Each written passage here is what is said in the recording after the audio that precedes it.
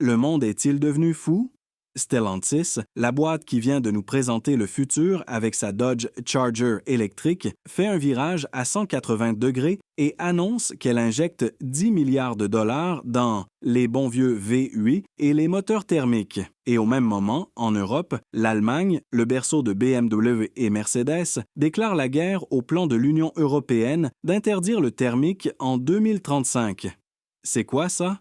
La panique ou un calcul froid et génial qu'on ne nous avait pas dit? Aujourd'hui, on va creuser. Vous allez découvrir le secret d'ingénierie que Stellantis a caché dans sa nouvelle plateforme électrique. Et pourquoi la rébellion de l'Allemagne, ce n'est pas du bluff, mais un signal qui change toute la donne. Ce n'est pas juste une info, c'est le grand retour en arrière qui se passe maintenant. Accrochez-vous.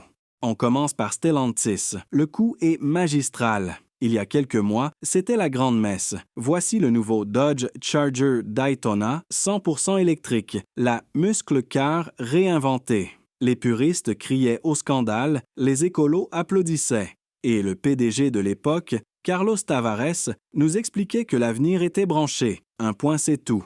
Et puis, patatras. Un nouveau PDG arrive, Antonio Filosa, et la première annonce est une bombe. 10 milliards de dollars. Pas pour des batteries, pour des moteurs thermiques. Ils ont jeté 10 milliards par la fenêtre? Pas du tout.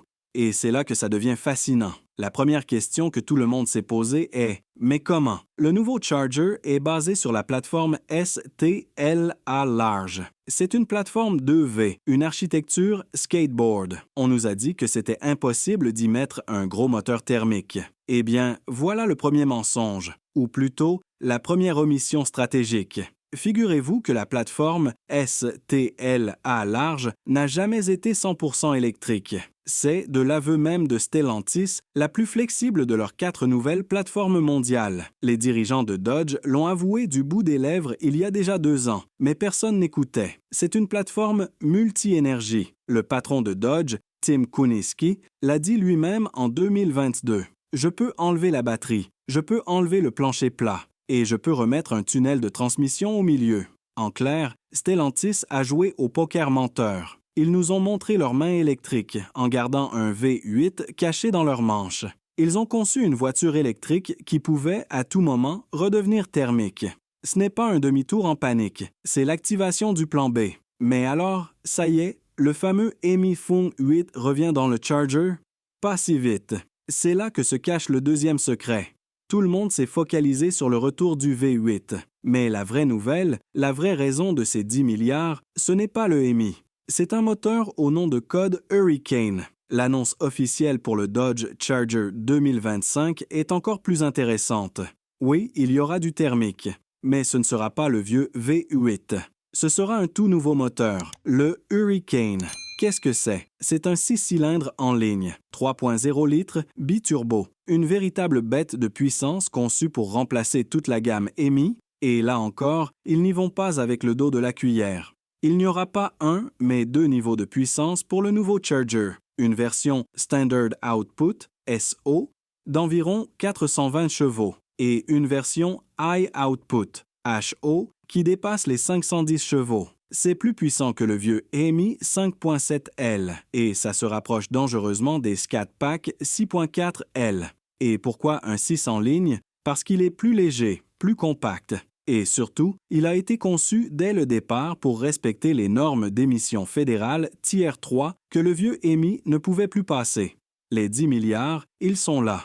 Pas juste pour maintenir en vie un V8 nostalgique, qui restera sûrement pour les énormes pick-ups Ram ou les Jeeps haut de gamme. Non, ils sont là pour lancer une toute nouvelle génération de moteurs thermiques performants. Stellantis ne fait pas que sauver les meubles. Ils construisent une nouvelle maison thermique juste à côté de leur immeuble électrique. Mais pourquoi maintenant?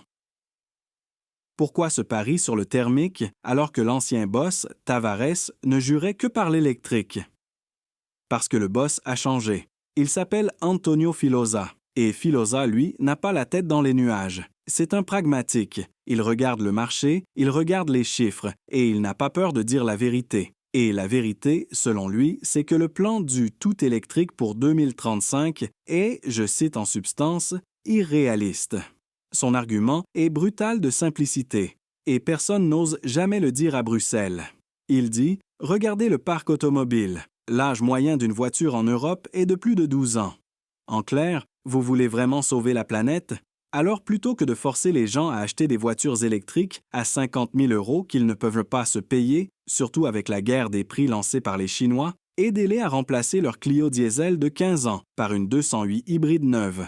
L'impact sur le CO2 sera immédiat et réel. » Filosa voit la marée chinoise arriver, il voit la demande d'électrique s'essouffler et il doit protéger son industrie. C'est ça, le nouveau Stellantis, gagner de l'argent maintenant avec ce que les gens veulent et peuvent acheter. Des moteurs, Hurricane, des hybrides, pour financer la transition électrique, qui prendra 20 ou 30 ans, pas 10.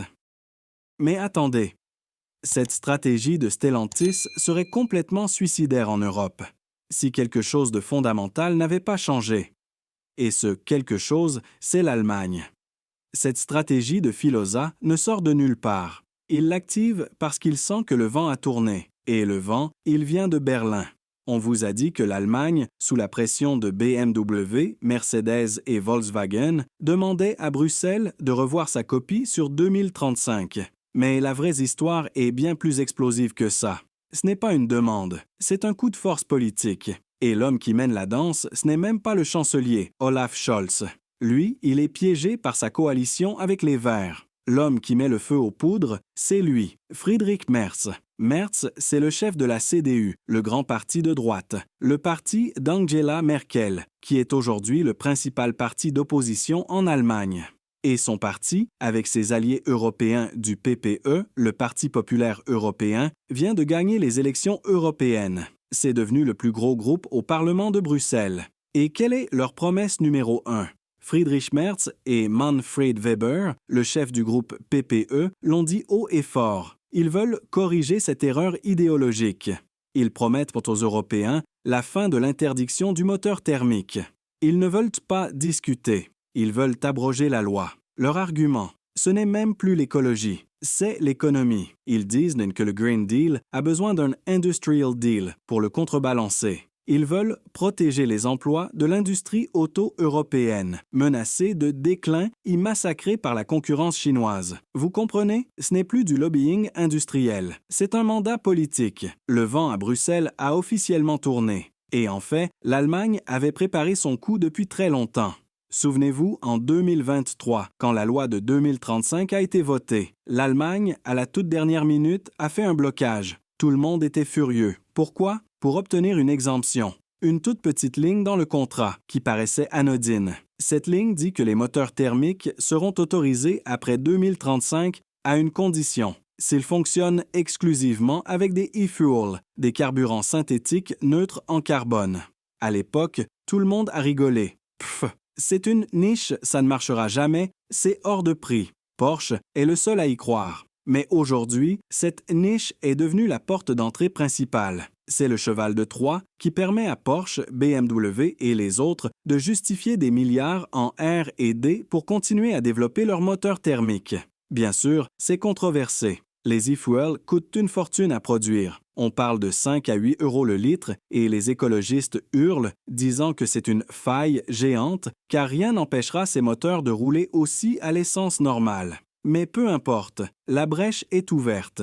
Et si vous voulez savoir à quel point la situation est chaotique, regardez le gouvernement allemand actuel. Le chancelier Scholz, SPD, est coincé. Son ministre de l'Environnement, les Verts, dit « Non, on garde le cap 2035. L'industrie a investi des milliards. Il faut de la stabilité. » Mais son propre ministre des Finances, Christian Lindner, du FDP, les libéraux, dit publiquement « Absolument pas. C'est une folie économique. Il faut annuler. Le gouvernement est coupé en deux. Ils sont en guerre ouverte. Cette paralysie, c'est une aubaine pour les constructeurs. Quand les politiques se battent, l'industrie gagne du temps. Et Stellantis, en bon pragmatique, l'a très bien compris. Alors, résumons. Les 10 milliards de Stellantis, ce n'est pas de la panique. C'est un calcul de génie basé sur une plateforme secrète, multi-énergie et une toute nouvelle famille de moteurs Hurricane ultra performants. Le non de l'Allemagne, ce n'est pas du bluff, c'est un tremblement de terre politique mené par la nouvelle majorité de droite au Parlement européen et préparé il y a un an par la ruse des e-fools. Ce que nous voyons, ce n'est pas la fin de la voiture électrique. C'est la fin de l'utopie du tout électrique, tout de suite. C'est un retour brutal à la réalité que les consommateurs ne sont pas prêts, que la concurrence chinoise est terrifiante et que l'industrie a besoin de profits maintenant pour payer la transition de demain. L'avenir électrique n'est pas annulé, mais le présent thermique vient de signer une prolongation de contrat et elle est très juteuse.